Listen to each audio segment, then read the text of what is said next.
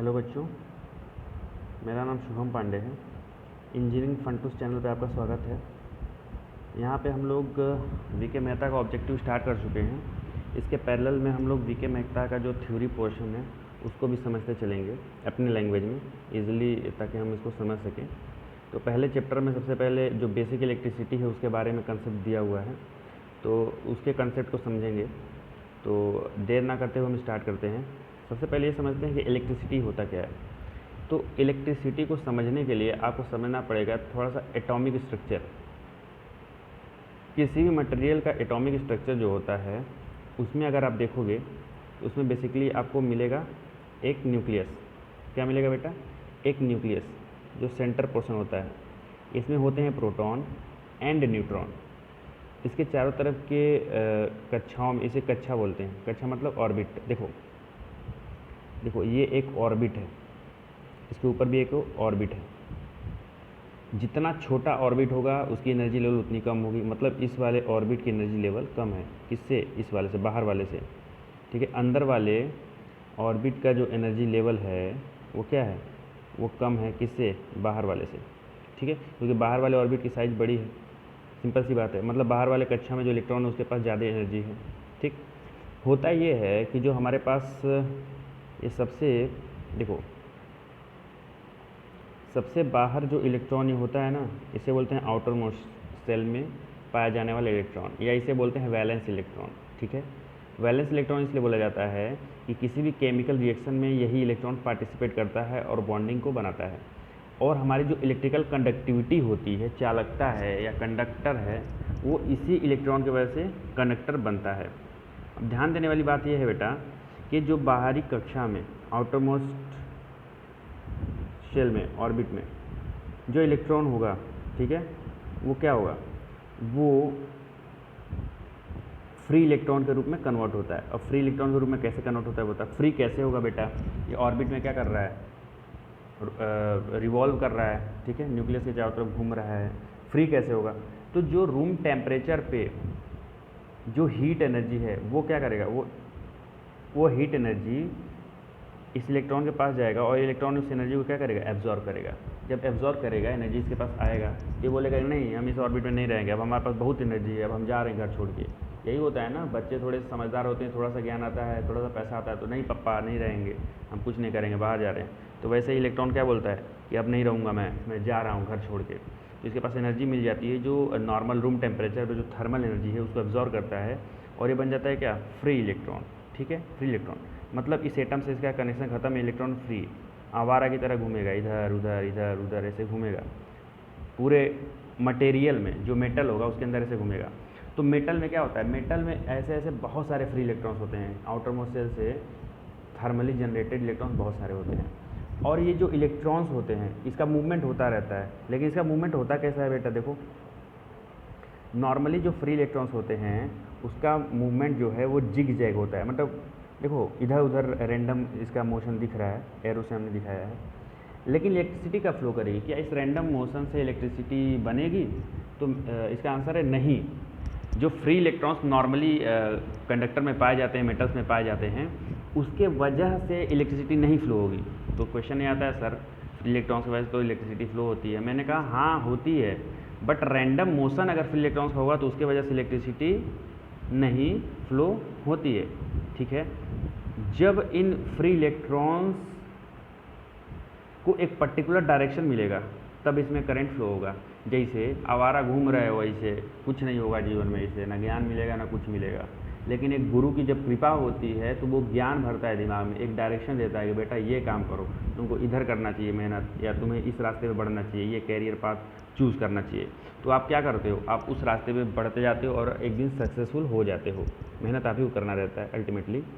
तो वैसे ही जब बैटरी यहाँ पे एक लगाते हैं तो क्या होता है? बैटरी एनर्जी देता है गुरु की तरीके से इन इलेक्ट्रॉन्स को, और इलेक्ट्रॉन्स क्या करते हैं? एक पर्टिकुलर डायरेक्शन में फ्लो करने लगते हैं। तो ये जो पर्टिकुलर डायरेक्शन में पकड़ के फ्लो कर रहे हैं एक डायरेक्शन में, तो इसे हम बोलेंगे electricity, flow of current.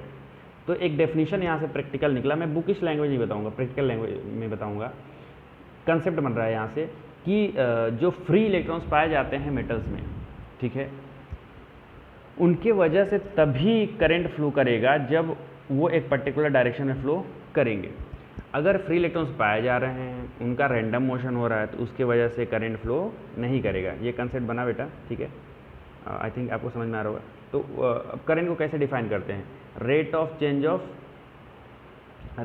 Of charge या rate of flow of charge, कितना चार्ज फ्लो कर रहा है पर यूनिट टाइम में, उसे क्या बोलते हैं? करंट बोलते हैं।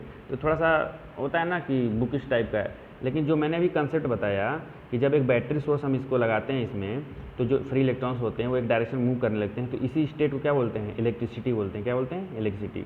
आई होप आपको समझ में आया होगा। तो थोड़ा सा थ्योरी पोर्शन ये पढ़ लेते हैं बेटा। इलेक्ट्रिसिटी में पहला पॉइंट देखो ये है, डिफिशियंसी और excess of electrons in a material और atom is a state of charge. तो किसी भी एटम में इलेक्ट्रॉन की कमी हो या अधिकता हो, तो इसी कंडीशन को क्या बोलते हैं? चार्ज बोलते हैं। इसी अवस्था को चार्ज बोलते हैं। एटम में से लेटर सपोज एक इलेक्ट्रॉन निकल गया, तो भी एटम क्या है? पॉजिटिवली चार्ज कंडीशन में आ जाएगा। क्या आ जाएगा? पॉजिटिवली चार्ज कंडीशन में, पॉजिटिव चार्ज आ जाएगा उस पर। लेटर सपोज एक एटम में बाहर से कोई इलेक्ट्रॉन आ जा रहा है, एक्सेस, ज़्यादा इलेक्ट्रॉन, एक इलेक्ट्रॉन ज़्यादा है, तो भी उस पर एक चार्ज आ जाएगा। कैसा? निगेटिव चार्ज आएगा बेटा, ठीक है। तो डिफिशियंसी और excess of electron in a atom is a state of charge. Second point है, there are free electrons in an atom of conductor. तो एक कंडक्टर यानी जो चालक होता है, उसमें क्या होते हैं? उसमें फ्री इलेक्ट्रॉन्स पाए जाते हैं, और ये फ्री इलेक्ट्रॉन्स थर्मली जनरेटेड होते हैं। मतलब रूम टेम्परेचर पे जो हीट होती है उसको एब्जॉर्व करते हैं, उस एनर्जी को, हीट एनर्जी को, और वो क्या करते हैं? आवारों की तरह घूमने लगते हैं बाहर, ठीक है। तीसरा पॉइंट है, these free electrons are thermally generated, मैंने अभी बताया। Fourth point, when a force is applied to the terminal of a conductor it causes systematic movement of electrons in a particular direction. This systematic flow of electrons is known as electricity. तो मैंने वही अभी आपको समझाया। यहाँ पे example देने की कोशिश किया हूँ, सोडियम लिया मैंने। तो आप आई थिंक आपको पता होगा कि कंडक्टर क्या होता है, इंसुलेटर क्या होता है, सेमी कंडक्टर क्या होता है। एक ओवरव्यू दे देता हूँ।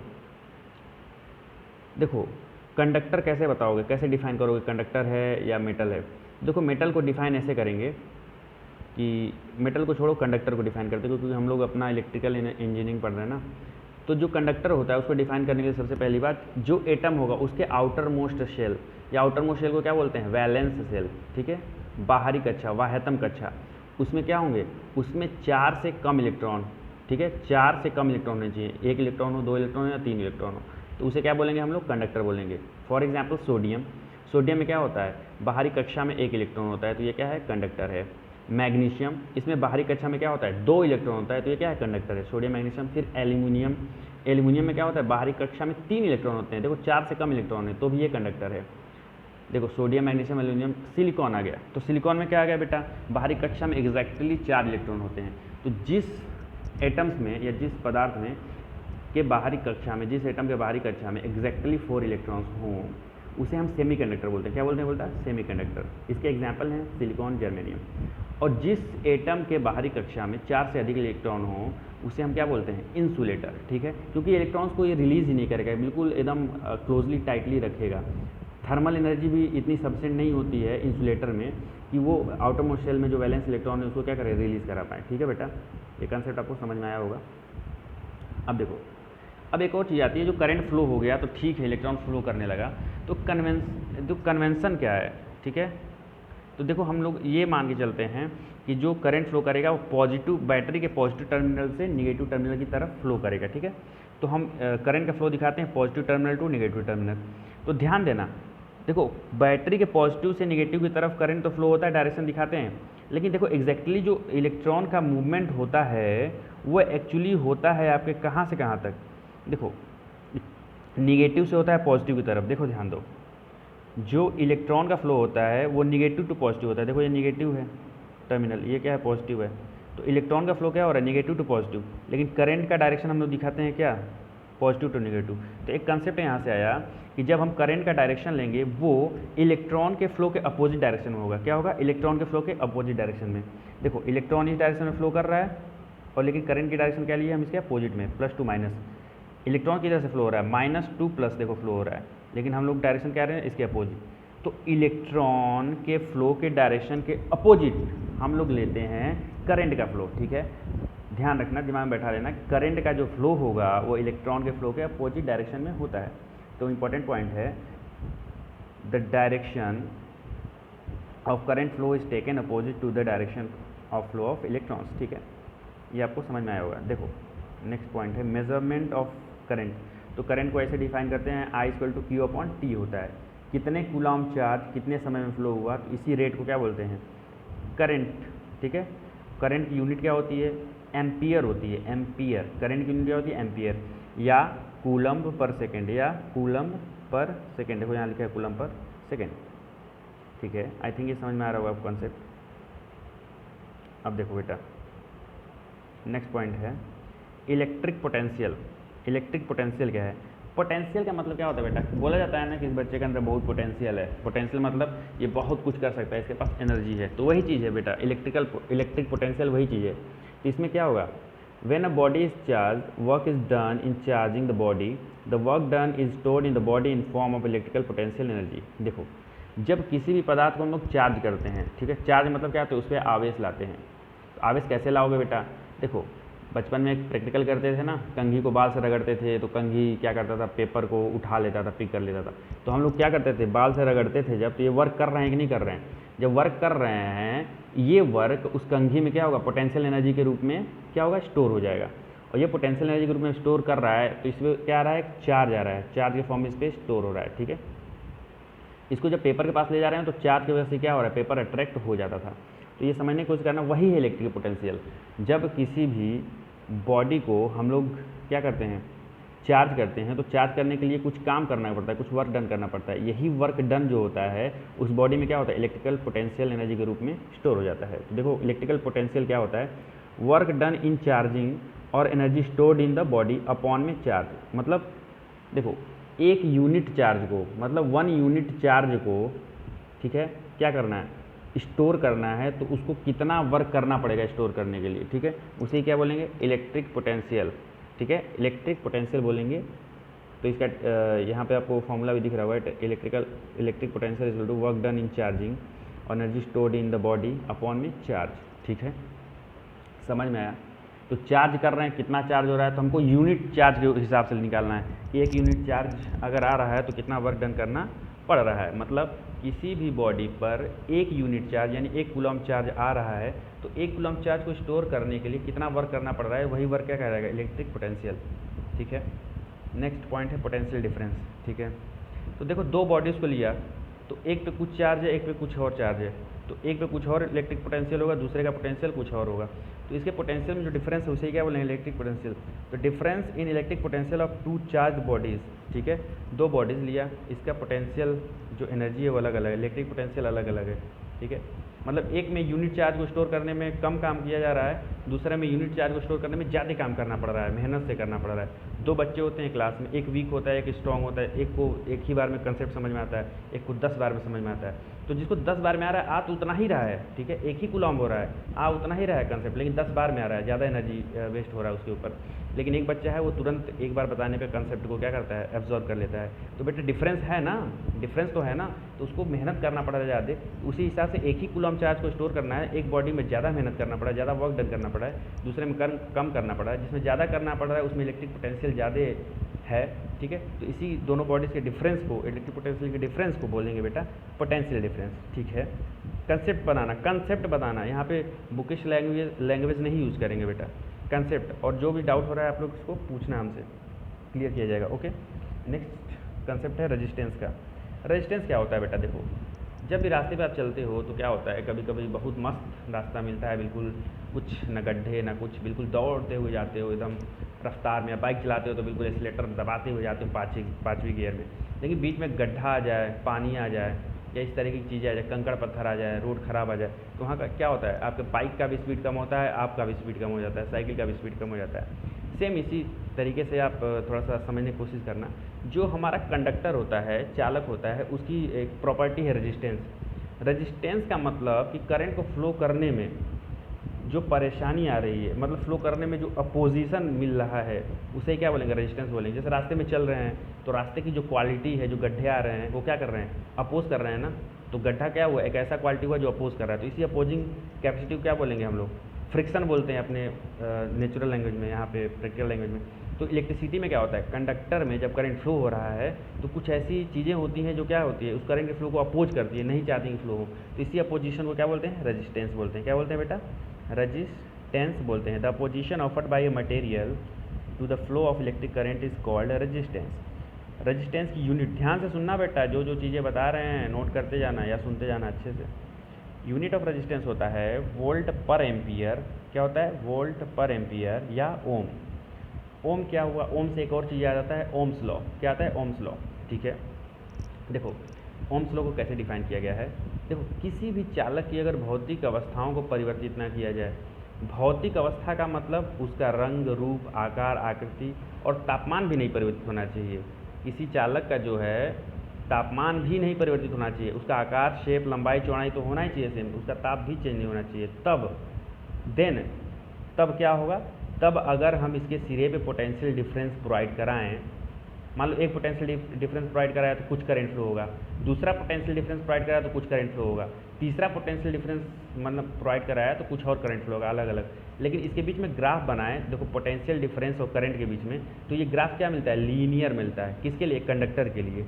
एक कंडक्टर के सिरे पे अगर पोटेंशियल डिफरेंस हम अलग अलग प्रोवाइड कराते हैं तो अलग अलग करंट भी मिलता है, लेकिन एक ग्राफ जब बनाते हैं तो ये ग्राफ क्या आता है, लीनियर आता है बेटा। समझना है इसको, देखो क्या होता है। लेट अस सपोज ये क्या है, मान लो ये करंट है, ठीक है, ये वोल्टेज है। लेट अस सपोज ये 3 पैमाने यहाँ पे लिए, यहाँ भी 3 पैमाने। मान लो 1 वोल्ट मैंने लगाया तो 1 एम्पियर करंट फ्लो हुआ, 2 वोल्ट लगाया तो 2 एम्पियर करंट फ्लो हुआ। मतलब ये पॉइंट हमको ऐसे से मिलते जा रहा है, वैसे नेक्स्ट पॉइंट भी ऐसे मिलते जा रहा है। जब इसको मिलाएंगे तो क्या लाइन ही मिलेगी। तो एक कंडक्टर के लिए ये चीज़ ओम्स लॉ होती है कि जो वोल्टेज और करंट का जो एक रिलेशन होता है वो लीनियर होता है। मतलब वोल्टेज को जैसे जैसे बढ़ाएंगे उसी हिसाब से करंट भी फ्लो होता जाएगा, बढ़ता जाएगा। ठीक है, वोल्टेज जैसे जैसे घटाएंगे वैसे वैसे करंट भी कम होता जाता है। ठीक है, एक लीनियर वे में ये चीज़ें होती हैं। ठीक है, एक्सपोनेंशियल नहीं, लीनियर। तो ये समझना इस चीज़ को क्या बोलते हैं, ओम्स लॉ बोलते हैं। ओम्स लॉ को अब डिफाइन कर देता हूँ। किसी चालक की अगर भौतिक अवस्थाओं को अपरिवर्तित रखा जाए, मतलब उसके लंबाई चौड़ाई में कोई परिवर्तन न किया जाए, साथ में तापमान को भी स्थिर रखा जाए, तो उसके सिरे पे जो वोल्टेज प्रोवाइड कराएंगे वो उसमें बहने वाले करंट के समानुपाती होगा। क्या होगा, समानुपाती होगा। ठीक है, और दूसरी बात, इसी में रेजिस्टेंस का भी डेफिनेशन दिया गया है। और इसी वोल्टेज और करंट के रेशियो को, वोल्टेज अपॉन करंट को क्या बोलेंगे, रेजिस्टेंस बोलेंगे। तो किसी भी चालक के अगर रेजिस्टेंस को कैलकुलेट करना है तो उसके सिरे पे वोल्टेज लगाओ और नोट कर लो कि उसमें कितना करंट फ्लो हो रहा है। तो वोल्टेज बटे में क्या कर दो, करंट, तो वही आपका उसको रेजिस्टेंस आपको मिल जाएगा। और रेजिस्टेंस क्या होता है, किसी भी चालक के लिए अगर उसकी लंबाई चौड़ाई न बदलें, तापमान न बदले, तो उसका रेजिस्टेंस क्या होगा, नियत होगा, कांस्टेंट होगा। ठीक है, किसी चालक की लंबाई चौड़ाई न बदलें, तापमान को भी स्थिर रखें, तो उसका जो रेजिस्टेंस होगा वो क्या होगा, नियत होगा। और यही चीज़ क्या कहलाता है, ओम्स लॉ। ठीक है, आई थिंक आज के लिए पर्याप्त है। और आप लोग सीखो, अगर कहीं डाउट होता है तो उसको आप पूछ लेना। और यहाँ पे आपको देखो लेक्चर्स में प्रैक्टिकल चीज़ों पे ज़्यादा ध्यान दिया जाएगा। ठीक है, ताकि आपका कंसेप्ट बन सके, कंसेप्ट बेसिक्स को क्लियर करना है। मेरा जो टारगेट है वो ये है कि आपका जो बेसिक है वो बहुत ही स्ट्रांग हो सके। जो टफ वर्ड है, जो डेफिनेशन से हैं, उसको छोड़ के इजी वे में प्रैक्टिकली हम इसको कैसे समझेंगे। ठीक है, तो बेटा आई होप कि आपको अच्छे समझ में आ रहा होगा। इंजीनियरिंग फंटूस चैनल पे आप बने रहें, यहाँ पे बहुत ही मस्त मस्त कंसेप्ट आने वाले हैं और बहुत अच्छे अच्छे लेक्चर्स आपको मिलने वाले हैं, अलग तरीके से, बिल्कुल अलग वे में, और आपको बहुत मज़ा आने वाला है। तो वीडियो देखने के लिए बहुत बहुत धन्यवाद, जुड़े रहिए। अगर कहीं किसी कंसेप्ट में कोई प्रॉब्लम आता है कमेंट करके आप पूछ सकते हैं। धन्यवाद।